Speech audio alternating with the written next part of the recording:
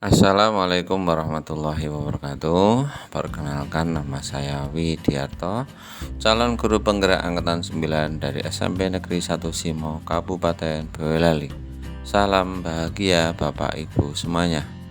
Pada video kali ini saya akan menyampaikan aksi nyata modul 1.4 tentang budaya positif di sekolah.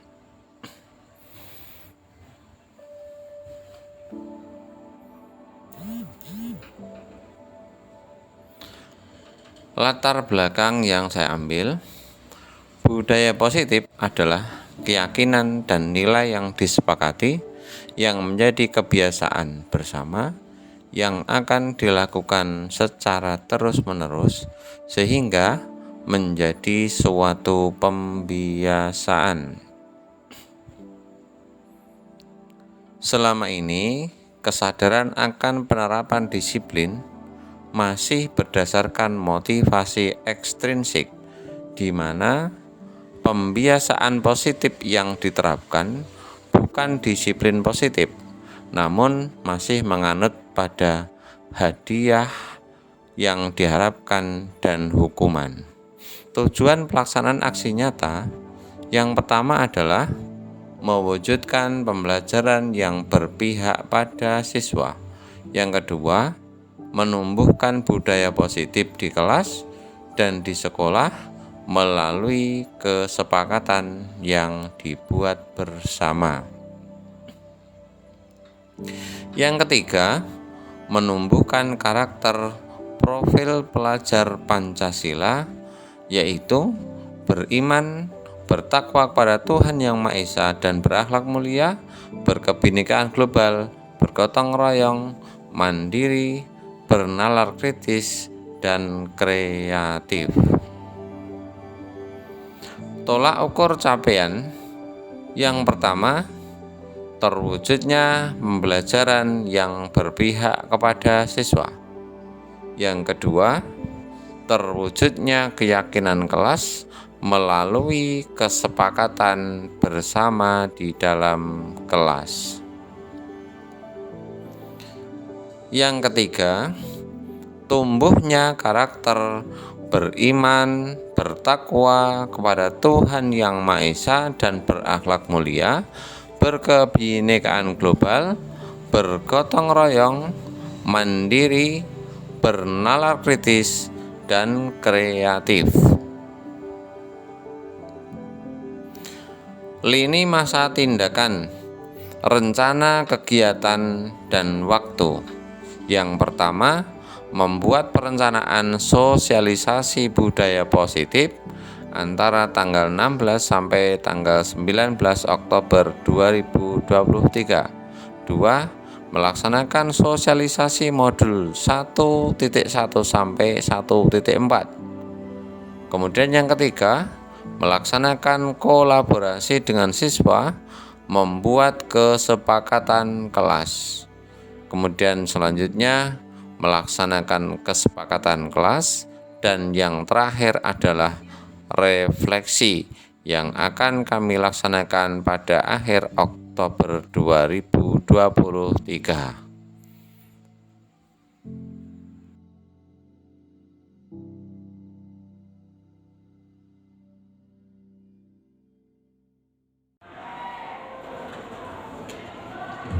Bismillahirrahmanirrahim. Assalamualaikum warahmatullahi wabarakatuh.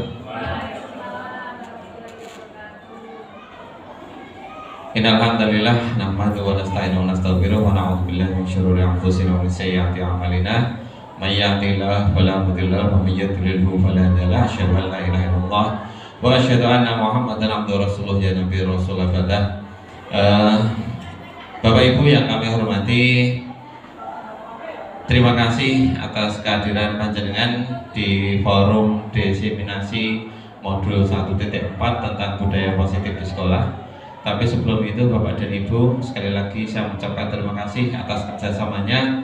Kemudian untuk selanjutnya, marilah kita senantiasa mengajarkan puji syukur kepada Allah Subhanahu Wa Taala atas segala nikmat yang telah diberikan pada kita semuanya, sehingga pada siang hari ini kita bisa duduk bersama di sini, kita bisa saling berbagi pemahaman, saling berbagi pengalaman tentang materi yang akan kita sampaikan. Kemudian Bapak dan Ibu yang kami hormati, untuk mengawali acara pada siang hari ini, mari kita menundukkan kepala sejenak, memohon kepada Allah Subhanahu wa taala. Semoga acara kita pada siang hari ini bermanfaat untuk kita semuanya, yang pasti diberikan kelancaran dan keselamatan. Berdoa menurut agama dan keyakinan kita masing-masing, dipersilakan.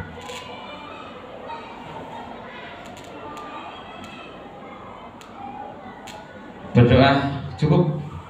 Baik Bapak dan Ibu yang kami hormati, saya akan mulai untuk menyampaikan materi tentang diseminasi budaya positif di sekolah, yang insya Allah sudah kami coba rangkum, kami sudah mulai laksanakan begitu.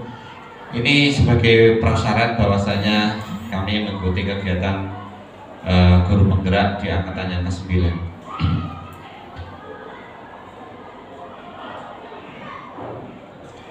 Tentang budaya positif Bapak dan Ibu. Apa itu budaya positif? Ya, bahwasanya yang dimaksud dengan budaya positif adalah nilai-nilai dan kebiasaan di sekolah yang berpihak pada peserta didik agar mereka dapat berkembang menjadi pribadi yang kritis, penuh hormat dan bertanggung jawab.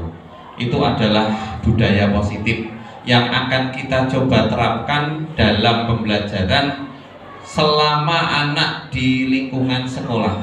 Nah, harapannya ketika budaya positif ini sudah tertanam di sekolah, nanti akan menjadi budaya positif yang langgeng seterusnya, yang akan bisa dilaksanakan oleh anak-anak bukan hanya di sekolah tapi juga di dunia kehidupan anak-anak sampai nanti.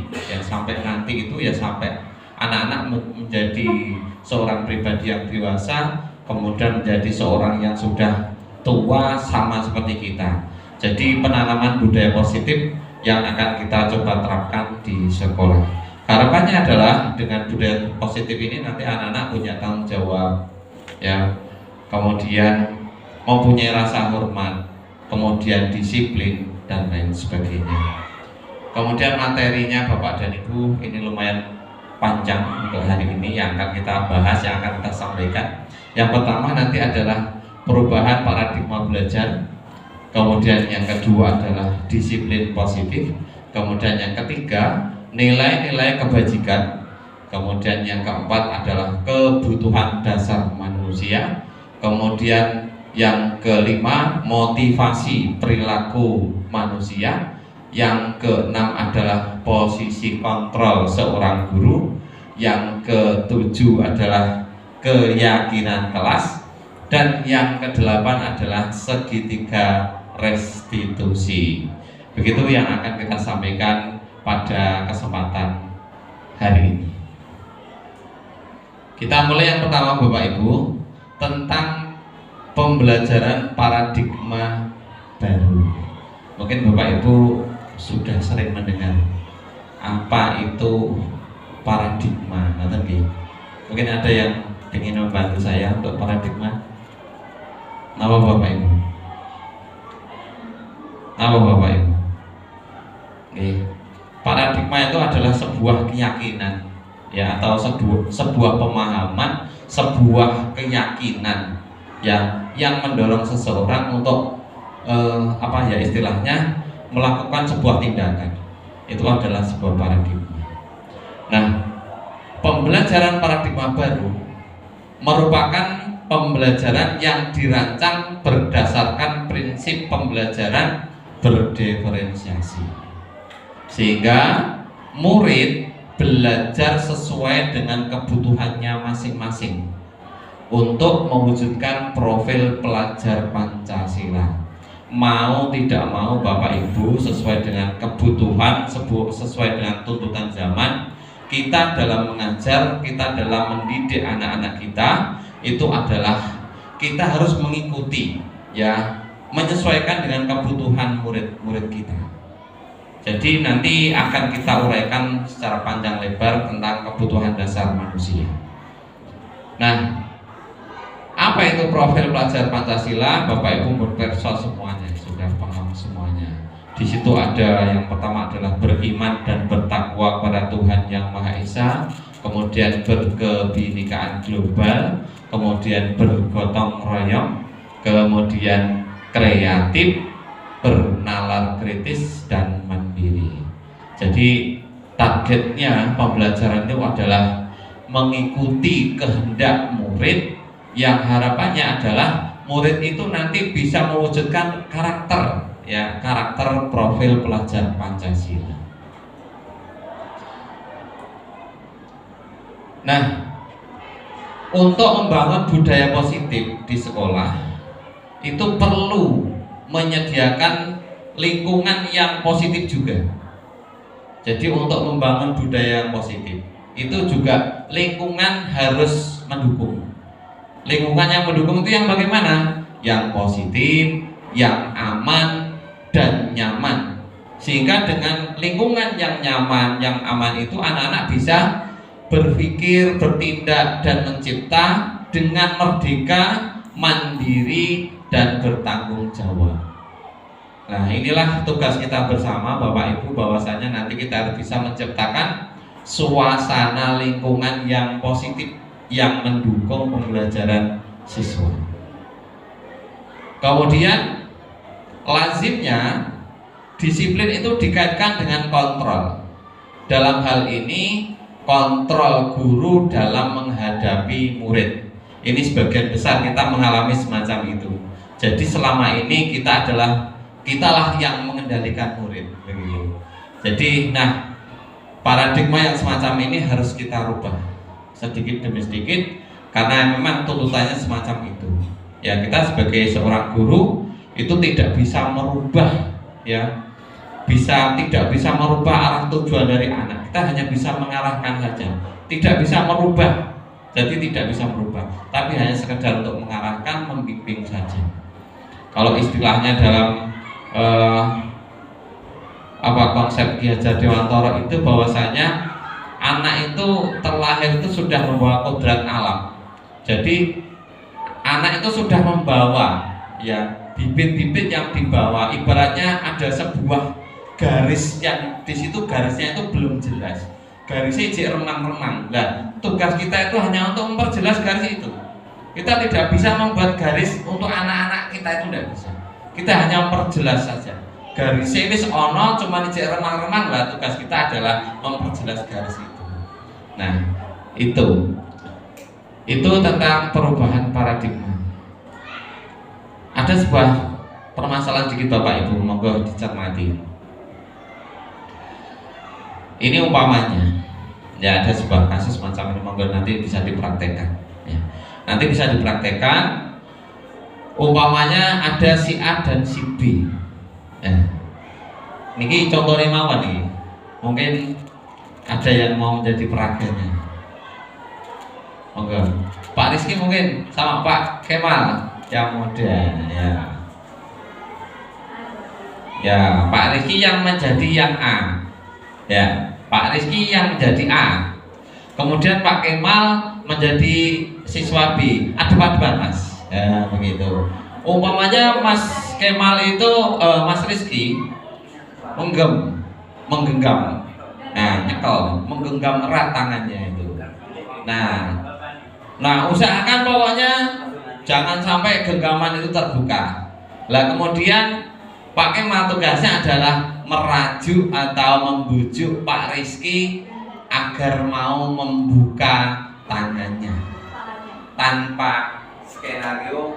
Ini umpamanya begitu. Mau silahkan, bisa dipraktekkan ini, ya. Bisa praktekkan, ya. Jadi Pak Rizky mau ngekep tangannya jangan sampai lepas. Apapun alasannya, mau nggak terserah. Bagaimana? Padahal langsung nama Rizky gitu. Iya. Rizky, kamu kenapa tanganmu? Tidak tahu.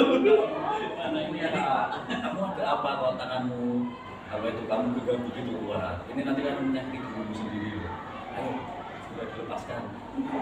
Ya bisa ya, Pak. Minta tolong. Ayo, sudah dilepaskan. Ayo, dilepaskan. Relax. Ada cerita. Lepas. Oke, makasih. Terima kasih. Oke. Ya.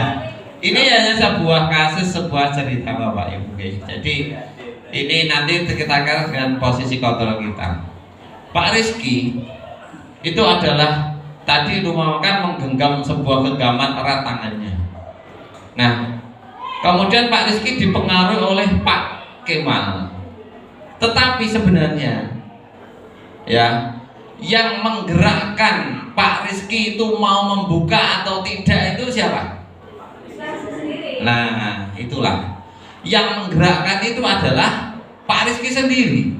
Jadi Pak Kemal itu hanya mempengaruhi saja. Jadi hanya mempengaruhi saja, sedangkan nanti aku mau buka atau tidak itu ya Pak Rizky. Nah, jawabannya di sini Bapak Ibu. Kita sendiri yang memegang kontrol atas kepalan tangan kita. Apakah kita membuka atau menutup kepalan tangan kita, itu tergantung pada diri kita masing-masing sesuai dengan kebutuhan dasar kita. Ya, sesuai dengan kebutuhan dasar kita. Kalau kita wis longgar, wis ora apa-apa lah mesake, wis ngoyak-oyak kon buka, ya wis tak buka. Tapi sekali lagi kembalinya adalah pada dirinya sendiri. Jadi orang lain itu hanya bisanya mempengaruhi saja. Ya, hanya bisa mempengaruhi begitu. Itulah yang dimaksud dengan perubahan yang harus kita lakukan Bapak Ibu. Jadi perubahan paradigma yang dulunya kita itu yang mengontrol anak-anak ya. Nah, kita sekarang tidak bisa semacam itu. Karena apa? Yang berhak, yang bisa merubah anak-anak ya nanti adalah anak-anak sendiri. Kita itu hanya istilah tadi menuntun, mengarahkan itu jadi umpamanya garis tadi, garis yang samar-samar menjadi garis yang jelas begitu. Itu tentang yang pertama Bapak dan Ibu. Nah ini, so kadang kita terjadi miskonsepsi tentang teori kontrol. Kita selama ini memahami bahwasanya ilusi guru mengontrol murid. Ya selama ini kan yang berjalan semacam itu. Jadi kita itu berhalusinasi ya bahwasanya kita itu bisa mengontrol murid-murid kita. Begitu. Kemudian yang kedua, ilusi bahwa semua penguatan positif akan efektif dan bermanfaat. Itu yang kedua. Kemudian yang ketiga, ilusi bahwa kritik dan membuat rasa bersalah mampu menguatkan karakter. Nah, sehingga hukum ya, termasuk mungkin saya begitu. Jadi kadang kita punya anggapan semacam itu ya, dengan sebuah hukuman pada anak sehingga anak itu merasa bersalah, itu akan menguatkan karakter anak. Padahal itu sebenarnya adalah kebalikannya. Kemudian yang terakhir adalah ilusi bahwa orang dewasa itu berhak memaksa ya kepada anak-anak. Dalam hal ini adalah guru itu punya wewenang, punya hak untuk memaksakan kehendak kepada anak-anak. Nah, ini miskonsepsi. Jadi konsep yang selama ini kita pahami dan konsep itu ternyata itu tidak sesuai atau kurang pas begitu. Itu tentang posisi kontrol. Kemudian di sini ada dua buah pendapat yang kita bisa melihat Bapak Ibu ya, stimulus respon lawan dari teori kontrol. Nah, kita berada di posisi yang mana Bapak Ibu ya. Realitas kebutuhan kita itu sama. Ini teori stimulus dan respon ya. Kemudian teori kontrol tentang dunia, bahwasanya realitas kebutuhan kita itu adalah berbeda ya. Nanti diimplementasikan ke anak ya. Kita menganggap selama ini bahwasanya anak iyo podo kan begitu selama ini. Nah, seharusnya bagaimana? Seharusnya yang sebelahnya, bahwasanya anak-anak kita itu adalah mempunyai perbedaan. Kemudian semua orang melihat hal yang sama, padahal seharusnya setiap orang itu memiliki gambaran yang berbeda. Kemudian selanjutnya, kita mencoba mengubah orang agar berpandangan sama dengan kita. Nah, teori kontrol menjelaskan kita berusaha memahami pandangan orang lain tentang dunia. Selanjutnya yang keempat, perilaku buruk dilihat sebagai sebuah kesalahan. Ya, kita sering menjustifikasi anak-anak yang berperilaku buruk itu adalah salah. Nah, sedangkan teori kontrol menjelaskan semua perilaku itu memiliki tujuan. Selanjutnya, orang lain bisa mengontrol saya. Ya, ini teori stimulus respon. Tetapi teori kontrol mengatakan hanya Anda yang bisa mengontrol diri Anda. Kemudian saya bisa mengontrol orang lain. Ya, tapi teori kontrol mengatakan Anda tidak bisa mengontrol orang lain. Pemaksaan ada pada saat bujukan gagal. Nah, tadi ketika Mas Tama bujuk pertama gagal dibesok. Ya, gitu. Sedangkan teori kontrol menjelaskan kolaborasi dan konsensus menciptakan pilihan-pilihan baru. Nah, nanti di teori kontrol kemudian nanti ada namanya segitiga restitusi. Kemudian model berpikir menang dan kalah, yaitu dalam teori stimulus respon. Tetapi dalam teori kontrol menjelaskan jadi win-win solution, tidak ada yang kalah, semuanya adalah menang. Lanjut Bapak dan Ibu. Nah, ini ada sebuah gambar. Apa yang bisa Bapak Ibu bersani? Ya. Dari hadapan yang sini mesti melihat angka itu adalah angka 6, gitu. Tetapi dari sudut pandang yang sebelah sini maka akan muncul angka 9. Nah, ini apa berarti Bapak Ibu? Ya, tidak ada yang salah, kan begitu ya. Tergantung sudut pandangnya masing-masing. Begitu. Kemudian gambar yang kedua Bapak. Ini gambarnya pinter Pak Narno. Itu gambarnya 1, 2, 3, 4, 5. Ya, pinter Bu, bisa. 6. Pak Dodo pinter Pak Dodo. 4. Pak Narno pinter Pak Narno. 5. Bu aja berapa Bu aja? 5. Bu Is berapa Bu Is? 5. Pak Arno pinter Pak Arno? 5. Nah, ternyata dari yang duduk di sini itu sudut pandangnya beda-beda. Gitu. Apakah yang mengatakan itu 4 salah? Tidak. Ya. Yang menjawab 5 boleh. Yang menjawab 6 silakan. Berarti pandangannya kan lebih tajam. Ya, karena mungkin daya tangkapnya lebih tinggi sehingga bisa melihat gambarnya itu menjadi 6. Gitu? Nah, 1, 2, 3, 4, 5. Yang belakangnya mana? Ya, yang 6 D. Ya, yang 6 mana ini? Oh, ini 6 G, berarti G. Oh iya, 6. Oke, sama G. Nah, ini. Jadi sudut pandangnya berbeda, maka hasilnya berbeda. Dan itu tidak salah Bapak Ibu. Oke, itu tidak salah. Next, lanjut. Pakai spreading boleh begini. Cekam ya, tidak usah G. Next G, langsung. Tidak usah. Karena materinya panjang. Kemudian yang kedua Bapak Ibu, tentang disiplin positif. Apa itu disiplin positif? Ya. Apa makna disiplin? Disiplin berasal dari bahasa Latin disciplina, yang artinya adalah belajar. Makna asal dari kata ini berkonotasi dengan disiplin diri dari murid-murid Sokrates dan Plato. Ya. Disiplin diri membuat orang menggali potensinya menuju sebuah tujuan yang dia hargai. Ini tentang disiplin. Tetapi Bapak dan Ibu, kenyataannya bagaimana? Dalam budaya kita, makna kata disiplin telah berubah menjadi sesuatu yang dilakukan seseorang pada orang lain untuk mendapatkan kepatuhan.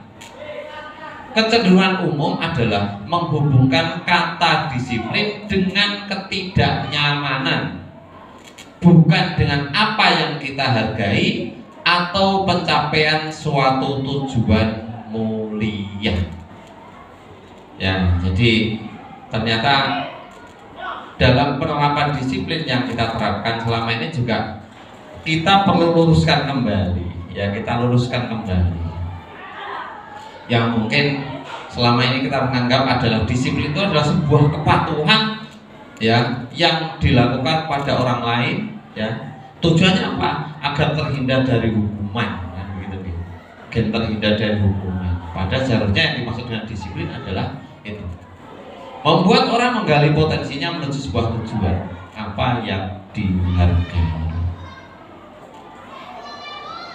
Nah, disiplin adalah kemauan memerintah diri sendiri, ya, kemampuan memerintah diri sendiri dalam mengontrol dan menguasai diri untuk memilih tindakan yang mengacu pada nilai-nilai yang kita hargai dengan penuh tanggung jawab tanpa terperintah oleh orang lain. Yes. Okay. Betul, kesadaran dari diri sendiri. Nah, ini untuk menumbuhkan sadar itu yang sulit, ya. Tapi memang ada kalanya untuk mendisiplinkan diri itu memang ada kalanya hal yang mungkin kurang tepat menjadi tepat, begitu nih. Contohnya begini, ada kalanya kita memaksakan. Jadi untuk mendisiplinkan anak itu ada kalanya kita memaksakan, ya. So ada kita harus dipaksakan, tapi jangan terlalu sering dipaksakan, ya. Yang paling baik adalah yaitu tadi menggali dari dalam diri. Anak karepe piye? Kalau yang muncul adalah dari dalam diri anak, nanti anak akan mempunyai tanggung jawab untuk melaksanakan itu. Ya begitu. Tapi memang itu tadi, ya ada kalanya memang perlu, tapi jangan terlalu sering. Kemudian yang ketiga, Bapak Ibu, nilai-nilai kebajikan. Ya, nilai yang kita hargai adalah nilai kebajikan positif manusia yang merupakan tujuan mulia yang ingin dicapai setiap individu. Itu masih ada kait gendeng caranya tadi, bahwasanya nilai-nilai kebajikan yang akan dicapai itu apa dan lain sebagainya. Ya, contohnya ya kedisiplinan, kejujuran, tanggung jawab dan sebagainya, itu adalah nilai-nilai kebajikan. Nah, ini nilai kebajikan institusi atau organisasi, ya. Nilai-nilai kebajikan yang ingin dicapai oleh setiap anak manusia, dalam hal ini adalah anak-anak Indonesia, itu adalah dikenal dalam kurikulum Merdeka, dijadikan dari profil pelajar Pancasila. Nah, sikap murid yang diharapkan adalah ya dengan penanaman tadi, dengan penanaman nilai-nilai kebajikan itu diharapkan anak-anak itu mempunyai rasa itu tadi, toleransi, rasa hormat, integritas, mandiri, menghargai, antusias, empati, keingintahuan, ya, dan kreativitas. Kemudian dari segi life skillnya, keterampilannya, anak-anak nanti diharapkan, ya, jadi anak-anak yang jujur dapat dipercaya. Kemudian hatinya lurus, tulus, pendengar yang aktif, tidak merendahkan orang lain, kemudian bisa memberikan yang terbaik dan untuk dirinya sendiri. Next. Yang keempat, kebutuhan dasar manusia. Jadi ternyata setiap manusia itu mempunyai kebutuhan dasar, yang ternyata kebutuhan dasarnya itu nanti kalau diklasifikasi itu ada beberapa kelas. ya dikelompok-kelompokkan. Iya. Kebutuhannya apa Bu? Pak? Ya, nah, secara ekonomi itu ada kebutuhan primer, ada sekunder, ada kebutuhan barang mewah atau tersier kan ya. Kebutuhan primernya itu ya kebutuhan makan, sandang kan ya. Kemudian sekunder itu ya rumah, makan ini. Sekunder itu apa? Yang sekunder. Nah, sekunder apa? Ya pendukung, kebutuhan pendukung, fasilitas ya rumah, HP itu ya. Kalau kemudian yang tersier itu kebutuhan barang mewah itu ya mobil, kemudian villa. Tahu boleh Pak Tama?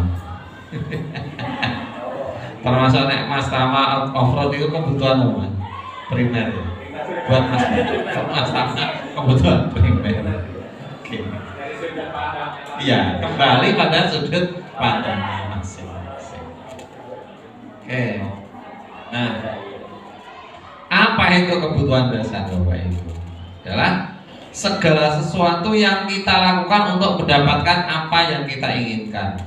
Semua tindakan yang kita lakukan memiliki tujuan tertentu dan semua usaha terbaik yang kita lakukan adalah dalam rangka agar semua kebutuhan dasar kita terpenuhi. Lah, kebutuhan dasarnya apa baik? 5 kebutuhan dasar manusia.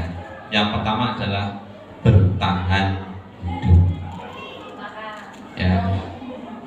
Sok ada yang tawuran, makanya kan termasuk bertahan hidup apa tadi Bu? Ya. Ya. Kemudian kasih sayang. Yang kedua. Yang ketiga kebebasan. Kemudian yang keempat kesenangan. Yang kelima penguasaan. Nah, 5 kebutuhan dasar ini melekat pada anak-anak didik kita. Kita harus bisa menyelami, kita harus mengetahui.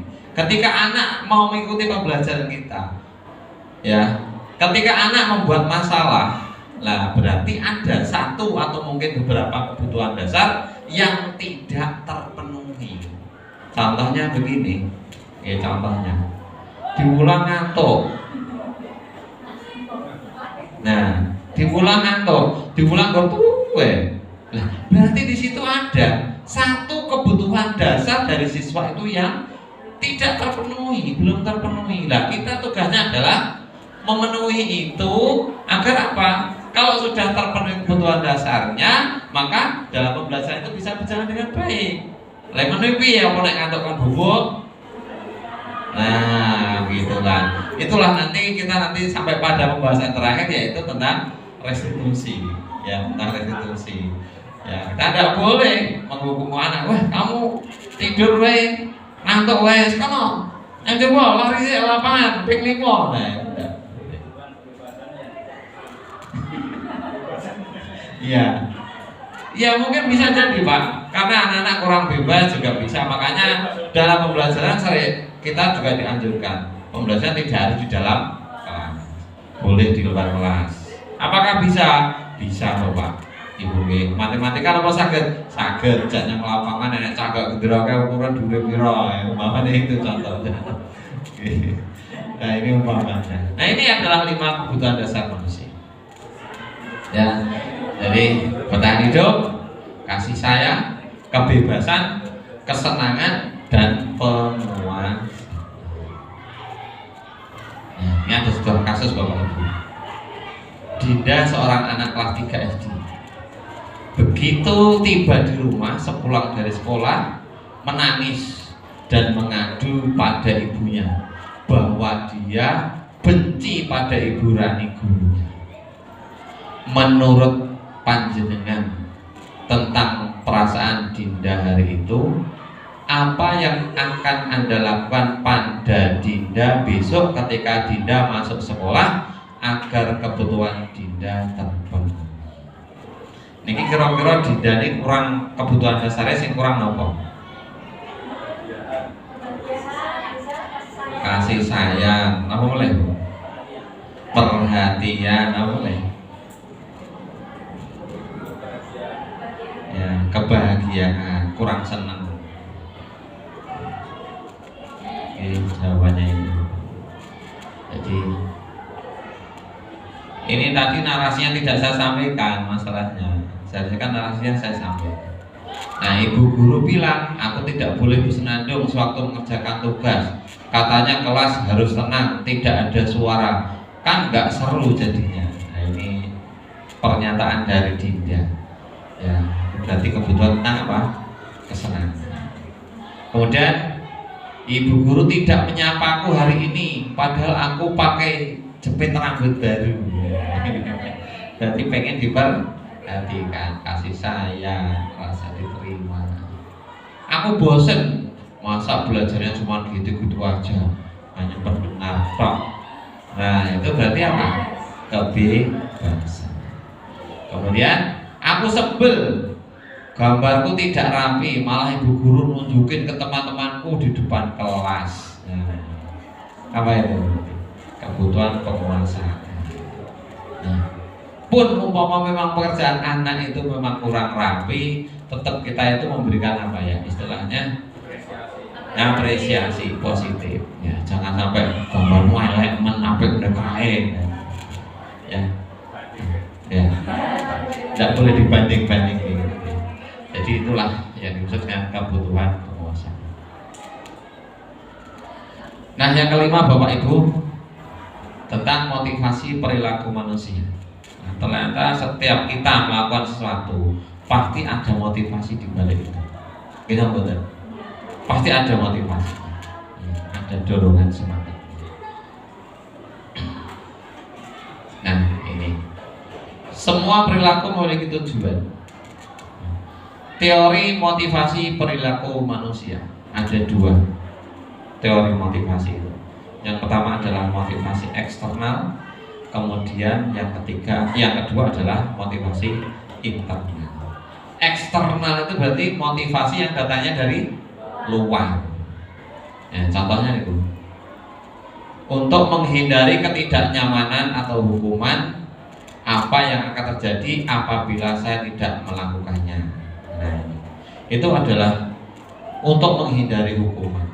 Jadi seorang siswa melakukan sesuatu hanya untuk menghindari hukuman. Itu adalah motivasi eksternal dari luar. Kemudian eksternal lagi untuk mendapatkan imbalan dari orang lain. Wah, aku nek biji apik, aku dikai hadiah Pak Guru. Nah, itu adalah motivasi eksternal. Nah, motivasi apa yang sebenarnya diharapkan? Ya, yang diharapkan muncul adalah motivasi internal, yaitu saya akan menjadi orang yang seperti apa bila saya melakukannya. Jadi menghargai dirinya sendiri. Jadi aku ini kok piye ya? Ya pokoknya gitu. Wah, aku kok nek ora garap aku kok piye? Ya. Aku kok nek garap, wah aku berarti tambah paham dan sebagainya. Jadi harapannya itu. Jadi motivasi yang muncul dari dalam diri sendiri. Sebenarnya juga kurang pas juga. Tapi sekali lagi jawaban yang saya sampaikan, tidak mengapa, yang penting jangan sampai membuat anak itu akhirnya apa yang dilakukan anak itu hanya untuk mengharapkan itu Pak. Jadi soknya kalau hanya ribet hukuman, akhirnya anak itu mengerjakan tuh, wah besok gini tuh hadiah. Nah itulah ya. Jadi nah itu. Nah akhirnya ketika jenengan boten tidak atau jenengan tidak membawa hadiah yang dibawa, anak tidak mau mengerjakan. Nah itu. Nanti gitu. Jadi sekali waktu monggo tidak apa-apa ya, ribet itu dipersilakan. Nah ini tentang hukuman, konsekuensi dan restitusi. Jadi hukuman biasanya kan hanya tiba-tiba, kemudian bersifat satu arah. Murid tidak tahu apa yang akan terjadi karena murid tidak dilibatkan. Kemudian hukumannya bisa berupa fisik atau psikis. Kemudian kalau konsekuensi itu terencana, ada aturan tertib, bersifat dua arah, murid dilibatkan, murid menjadi tidak nyaman, guru selalu akan selalu monitor muridnya, itu kalau konsekuensi. Lah harapannya adalah yang di sini Bu, yang restitusi. Jadi proses menciptakan kondisi bagi murid untuk memperbaiki kesalahan. Kemudian proses kolaboratif yang mengajarkan murid untuk mencari solusi sendiri. Nih, lanjut. Terus pokoknya gas. Nah ini kita termasuk hukuman atau konsekuensi Bapak Ibu. Yang pertama, mencatat 100 kali di dalam buku kalimat saya tidak akan terlambat lagi karena terlambat sekolah. Anak-anak terlambat akhirnya dikonmulis di buku ping 100. Niku hukuman napa konsekuensi? Hukuman. Lari mengelilingi lapangan basket 2 kali karena terlambat hadir di sekolah. Hukuman. Membersihkan coretan yang dibuatnya di meja tulis. Konsekuensi. Nah, pun paham nggih Bapak Ibu. Nah, jadi itu tadi, jadi konsekuensi. Menggantikan kertas tugas teman yang telah dicoret-coret. Konsekuensi. Murid diminta untuk push up 15 kali karena tidak menggunakan masker sekolah. Hukuman. Berjemur di lapangan. Hukuman. Bapak Ibu nanti kan?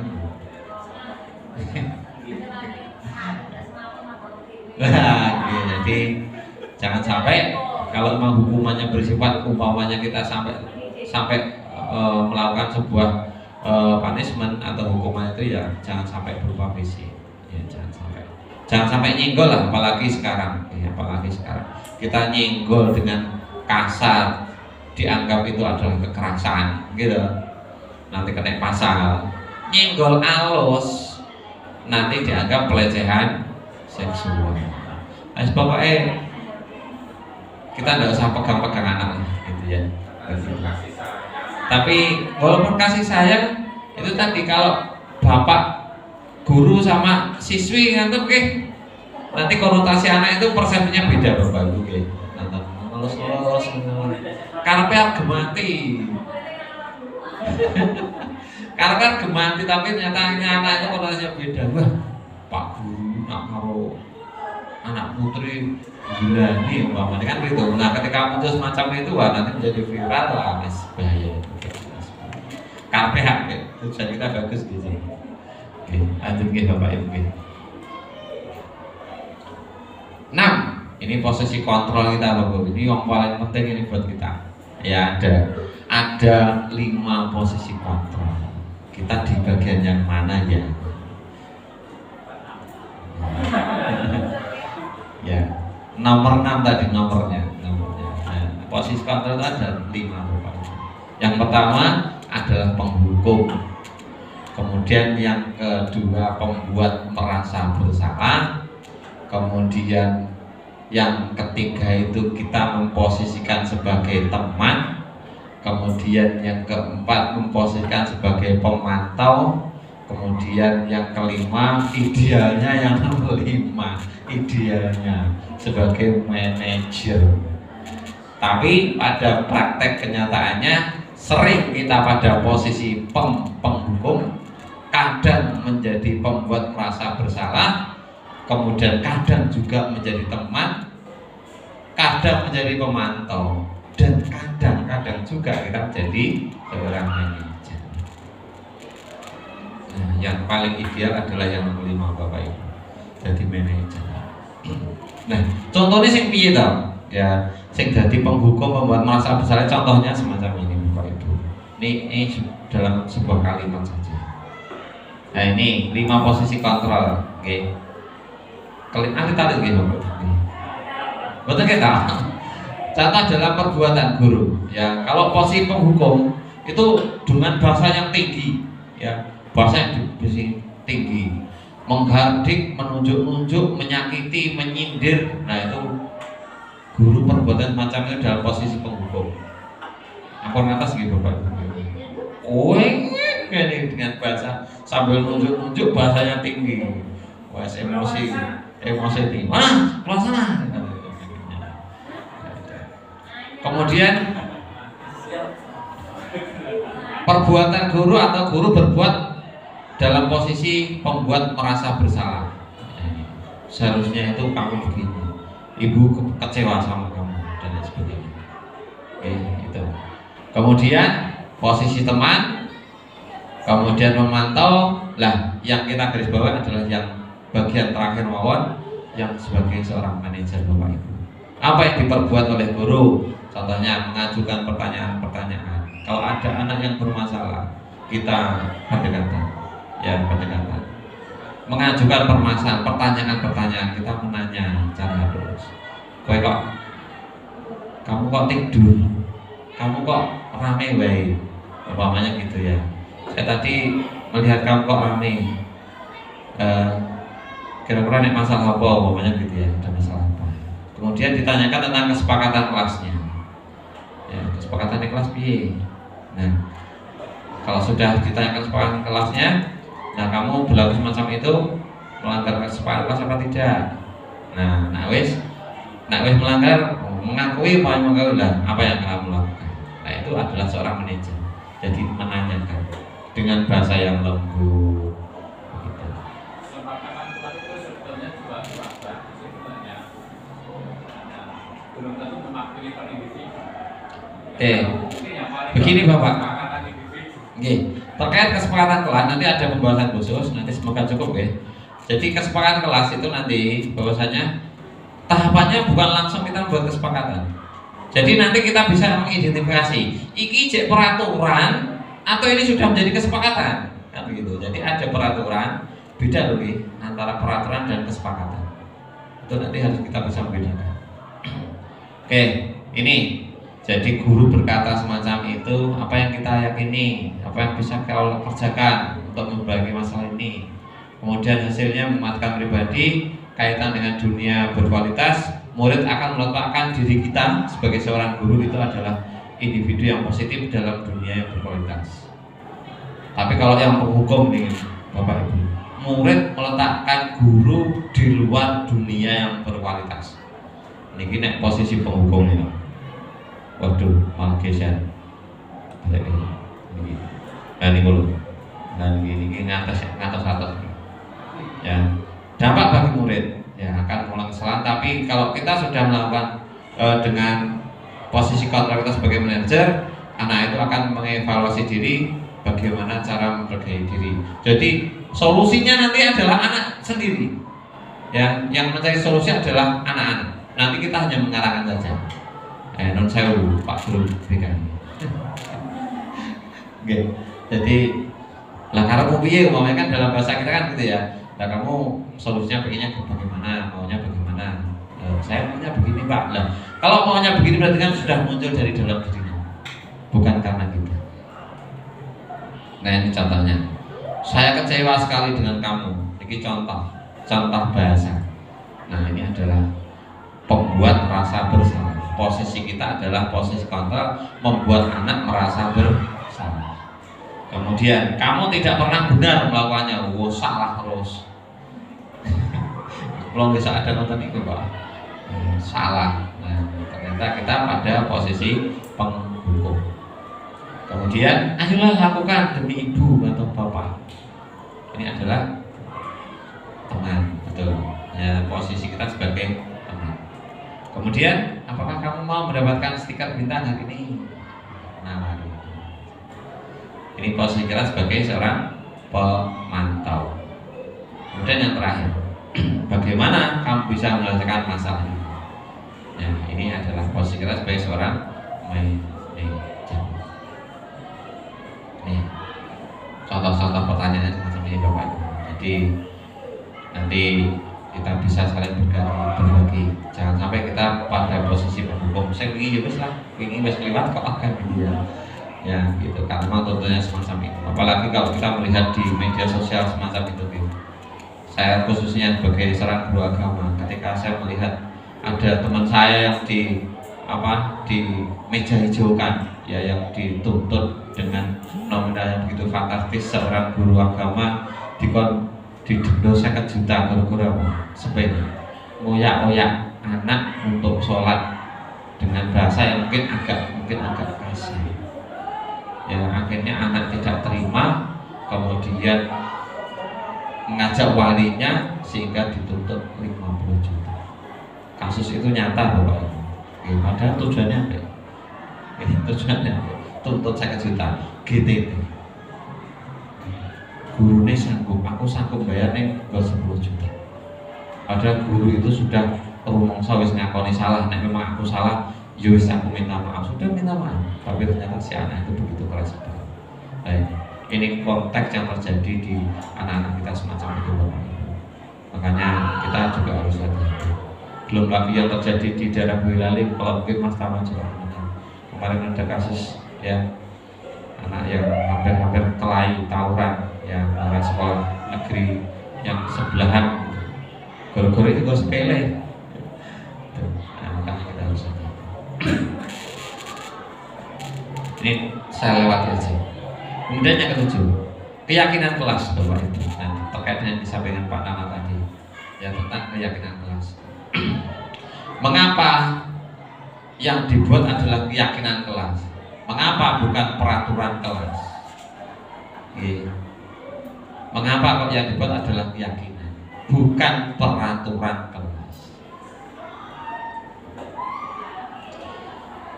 Keyakinan kelas itu adalah nilai-nilai kebajikan atau prinsip universal yang disepakati bersama secara universal, lepas dari latar belakang suku, negara, bahasa maupun agama.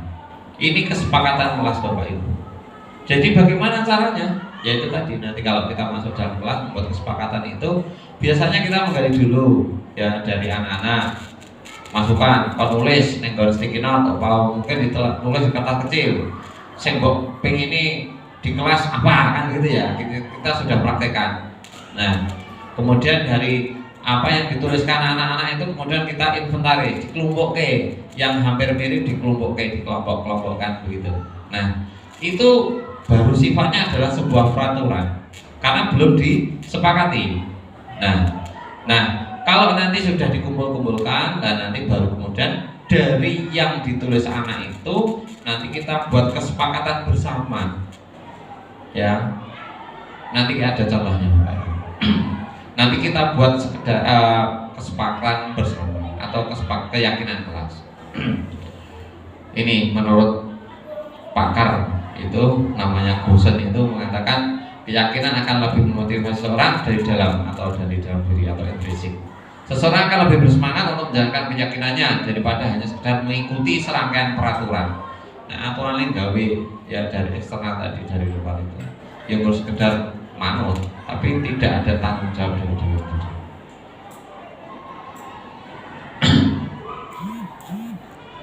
Pembentukan keyakinan kelas bersifat abstrak daripada peraturan yang lebih rinci dan konkret. Keyakinan kelas berupa pernyataan-pernyataan yang universal. Pernyataan keyakinan kelas senantiasa dibuat dalam bentuk positif. Keyakinan kelas hendaknya tidak terlalu banyak sehingga mudah diingat dan dipahami. Semua warga kelas sebaiknya ikut berkontribusi dalam membuat kegiatan keyakinan kelas lewat curah pendapat. Kemudian bersedia meninjau kembali keyakinan kelas dari waktu ke waktu.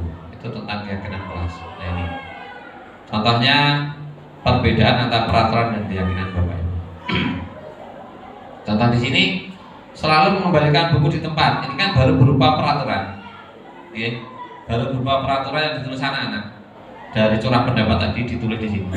Dilarang mengganggu orang lain. Hadir di sekolah 15 menit sebelum pembelajaran dimulai. Dilarang melakukan kekerasan. Dilarang menggunakan narkoba, bergantian atau menunggu giliran, gunakan masker dan lain sebagainya. Itu adalah peraturan. Nah, dari yang dituliskan anak berupa peraturan-peraturan yang dikehendaki itu, kemudian dibuatlah sebuah keyakinan kelas nilai kebajikan. Selalu kembalikan buku ke tempatnya. Keyakinan kelasnya apa itu? Tanggung jawab. Kemudian dilarang mengganggu orang lain. Kita buat keyakinan yang berarti bahasanya itu adalah yang positif. Berarti apa? Menghormati orang lain dan diri sendiri dan seterusnya. Jadi keyakinan kelas itu adalah nilai kebajikan yang ingin dicapai, ingin dituju, yang sifatnya adalah positif. Ya, kalau yang di peraturan itu kan Sekadang sifatnya itu masih sifatnya negatif kan begitu ya. Contohnya negatif ini umpamanya dilarang. Kemudian kita merubah menjadi sebuah keyakinan. Ya, merubah bahasanya. Ya. Ngoten nggih Bapak Ibu nggih tentang keyakinan kelas. Hasilnya tujuan dari peraturan. Oke. Kita waktu sekolahnya itu tujuannya biar anak ikutan. Ini jadi anak itu kan diminta untuk menuliskan kan gitu ya. Nah, dari tulisan-tulisan yang dibuat oleh anak-anak itu baru sifatnya adalah peraturan yang diharapkan. Ya, peraturan, aturannya begini-begini. Nah, dari peraturan itu kemudian dituliskan keyakinan kelas, dikorelasikan dengan itu tadi nilai yang ingin dituju. Nilai yang dituju itu apa toh? Namanya gitu ya.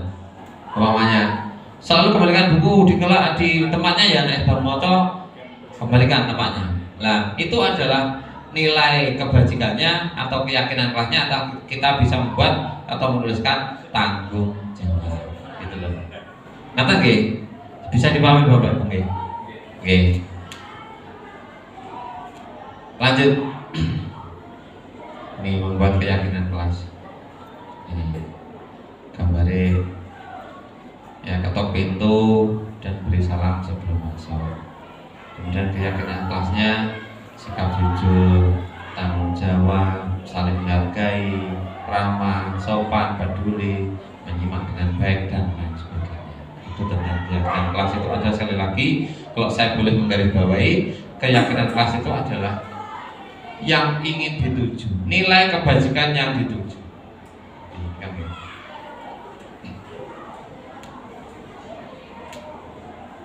Nah, yang terakhir Bapak Ibu tentang segitiga restitusi. Segitiga restitusi. Ini sudah beberapa kali kita mengikuti ihtihadat tentang segitiga restitusi. Tetapi kadang sebenarnya kita itu sudah melakukan. Ini orang ngerti istilah ya. Oke. Wis dene tak nglakoni pendampingan terhadap anak ketika anak itu punya masalah, apalagi masternya seorang guru BP, itu mesti setiap hari ya melakukan itu. Tapi orang ngerti istilah-istilah ya gitu. Orang ngerti istilah-istilah ya tentang segitiga restitusi. Ya. Proses menciptakan kondisi bagi murid untuk memperbaiki kesalahan mereka sehingga mereka bisa kembali pada kelompok mereka dengan karakter yang lebih kuat. Ini. Jadi proses ya menciptakan kondisi bagi murid untuk memperbaiki kesalahan sehingga mereka bisa kembali pada kelompok mereka dengan karakter yang lebih kuat. Jadi umpamanya ada anak yang sedikit bermasalah, maka kita dengan penyelesaian restitusi itu harapannya adalah itu tadi. Anak bisa kembali pada kelompoknya dengan membawa karakter yang lebih kuat dan lebih baik. Melalui restitusi, maka dapat membantu siswa menjadi lebih memiliki tujuan disiplin positif serta memulihkan dirinya setelah berbuat salah. Yang kedua, membantu murid untuk jujur pada diri sendiri dan mengevaluasi dampak dari kesalahan yang dilakukan. Kemudian yang ketiga, memberikan penawaran bukan paksa. Jadi memberikan solusi-solusi penawaran bukan memaksakan. Ya, begitu. Ini tahapannya Bapak. Yang pertama adalah tahapannya ini dari yang bawah. Ya, menstabilkan identitas. Bahwasanya setiap orang pasti pernah melakukan kesalahan. Kamu bukan satu-satunya yang pernah melakukan hal ini, mamanya begitu. Mamanya anak. Kalau kemarin saya membahas kasus, nanti saya tanyakan kalau cukup waktunya. Hanya saya ceritakan aja. Kemarin saya membuat kasus yang saya ambil itu adalah anak marah-marah ketika mengetahui temannya itu mengcopy paste hasil kerjanya. Ya, jadi ada seorang anak yang marah ketika anak itu mengerjakan, saya suruh buat PowerPoint, materi PowerPoint tentang materi agama, kemudian diupload di Drive. Ternyata ada anak yang mengambil file di Drive itu hanya mengcopy paste ganti nama. Nah, setelah karena memang Drive itu kan terbuka, akhirnya anak itu bisa ngecek gitu, ternyata mengetahui bahwasanya si anak itu ada si anak yang mengcopy paste, mempublikasi. Akhirnya marah-marah lah. Akhirnya saya buat dengan restitusi. Menstabilkan identitas, kemudian yang kedua adalah validasi tindakan yang salah. Ya, ini validasi. Contohnya pertanyaannya, adakah cara yang lebih efektif untuk mendapatkan apa yang kamu butuhkan? Ya, kamu tentu punya alasan mengapa kamu melakukan itu namanya validasi tindakan yang salah. Kemudian yang ketiga adalah nilai-nilai apa yang disepakati tadi tentang kesepakatan kelas tadi. Ya, kita kembalikan pada kesepakatan kelas. Banyak anak sering rame, kesepakatan kelas piye? Ya, anak sering keluar masuk kelas, kesepakatan kelas bagaimana? Anak tidak mengerjakan tugas, kesepakatan kelas bagaimana? Ini sudah pada tahap ini menanyakan keyakinan. Kalau sudah ditanyakan tentang ini, kemudian yang terakhir adalah kamu ingin jadi orang yang seperti apa? Nah, wis ngerti, wis paham, kamu melanggar keyakinan kelas, apa yang akan kamu lakukan? Nah, jadi menyelesaikan masalah, anak itu diharapkan bisa menyelesaikan masalahnya sendiri. Ya, awalnya istilahnya hanya bimbing arahi. Jadi anak biar muncul dari dalam diri sendiri untuk menyelesaikan masalahnya. Tahapnya tadi ini, ya next lanjut. Yang ketiga adalah tahapan segitiga restitusi. Itu Bapak dan Ibu.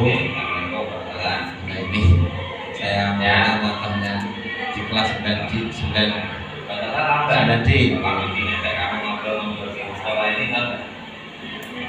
Oh, nggak tahu. Lanjut ya. Assalamualaikum warahmatullahi wabarakatuh. Perkenalkan, nama saya Salsabila Zahra, siswi kelas 9D SMP Negeri 1 Simo. Saya sangat senang sekali diajak berdiskusi dengan Pak Widi untuk mengendalikan amarah dari perilaku teman sekelas saya. Karena dengan kesabaran akan lebih banyak manfaatnya daripada saya mudah marah dan emosi serta tidak mengendalikan diri. Saya harus banyak belajar bersabar antar teman. Terima kasih Pak Widi atas ilmunya. Semoga bermanfaat. Wassalamualaikum warahmatullahi wabarakatuh. Ya. Demikian Bapak dan Ibu yang bisa saya sampaikan pada kesempatan siang hari ini. Mengakhiri apa yang saya sampaikan, saya sekali lagi mengucapkan banyak terima kasih kepada Bapak Ibu atas kerjasamanya selama 1 jam membersamai kami untuk melakukan diseminasi modul 1.4 terkait budaya positif di sekolah. Semoga yang saya sampaikan ini bermanfaat untuk kita semuanya. Kedepannya kita bisa mengaplikasikan dalam pembelajaran kita, dalam membersamai anak-anak kita, mendidik anak-anak kita. Yang mindset dulu kita tinggalkan, yang mungkin selama ini kita dalam posisi kontrol sering menghukum anak, ya dalam kaitan posisi kontrol, yang mungkin selama ini kita belum menggali tentang kebutuhan dasar anak-anak kita. Pokoknya seperti awal dimulang, terkodes, buka LCD, perhatikan, kerjakan dan sebagainya. Padahal kebutuhan anak kita belum tahu. Nah, inilah beberapa hal yang saya sampaikan. Ya, semoga bermanfaat. Sekali lagi bisa kita terapkan dalam pembicaraan kita. Ya, kalau dalam istilah agama Islam itu antobak setapak demi setapak. Karena untuk merubah secara langsung itu adalah sebuah hal yang sulit bagi kita. Ya, mungkin itu yang bisa saya sampaikan pada Bapak dan Ibu pada kesempatan siang hari ini. Kurang lebihnya mohon maaf. Akhir kata, jazakumullahu khairan katsiran. Wassalamualaikum warahmatullahi wabarakatuh.